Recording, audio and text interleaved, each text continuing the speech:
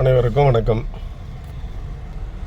இந்த மாநில அரசு மத்திய அரசுக்கு இடையே உள்ள பிரச்சனைகள் குறித்து நான் யூடியூபிலே பலமுறை பதிவிட்டிருக்கின்றேன்.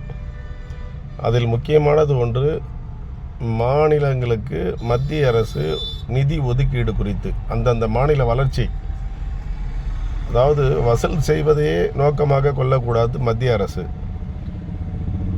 மாநில அரசுகளும் சிறு சிறு கிராமங்களை கொண்ட பிற்படுத்தப்பட்டோர், தாழ்த்தப்பட்டோர் அதிகம் இருக்கக்கூடிய மணிப்பூர் மாநிலம், அங்கு கலவரமே எதற்காக வெடிக்கிறது என்றால், பட்டிய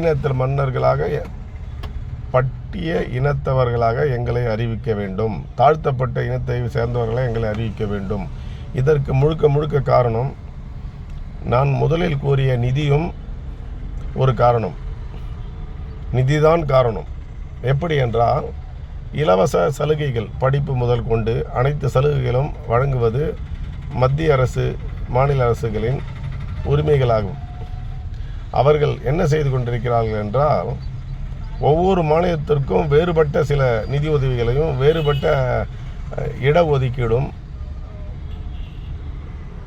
செய்கிறார்கள். அப்படி செய்யும் பொழுது மக்களாகிய நாம் சிந்திக்க வேண்டி இருக்கிறது. ஏன் இவருக்கு மட்டும், நாமும் மனிதர்கள், நாமும் ஜிஎஸ்டி கட்டுகிறோம், வரி கட்டுகின்றோம், அவர்களுக்கு மட்டும் ஏன் என்ற பாகுபாடு வருகிறது. எனவே தான் நான் சொன்னேன், India make India my India என்பது போல் அனைவரும் உயர்ந்தவர்கள், அனைவரும் தாழ்ந்தவர்கள், ஜாதிகள் அடிப்படையில் எதையும் வழங்காதீர்கள் என்று. அது சாத்தியப்படாது என்பது எனக்கும் நன்கு தெரியும்.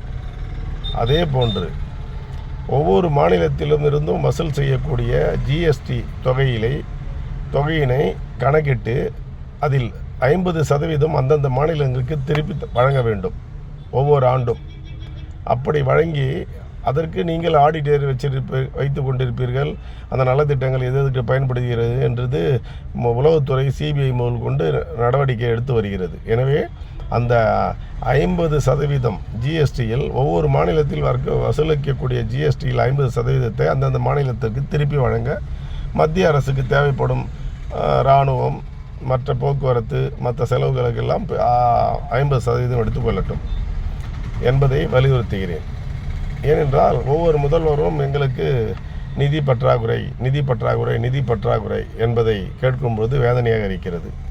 எனவே மத்திய அரசு கவனமாக செயல்பட்டு வசூலிக்கக்கூடிய அந்த ஜிஎஸ்டியில் பெரும்பகுதியை முதலீடுகள் என்ற பெயரிலால் அங்கே செலவு செய்வதை விட நாட்டின் குக்கிராமத்தில் இருக்கக்கூடிய மக்களும் மேம்படும் வகையிலே வழிவகைகள் செய்ய வேண்டும் என்பது எனது பணிவான வேண்டுகோள். நன்றி, வணக்கம்.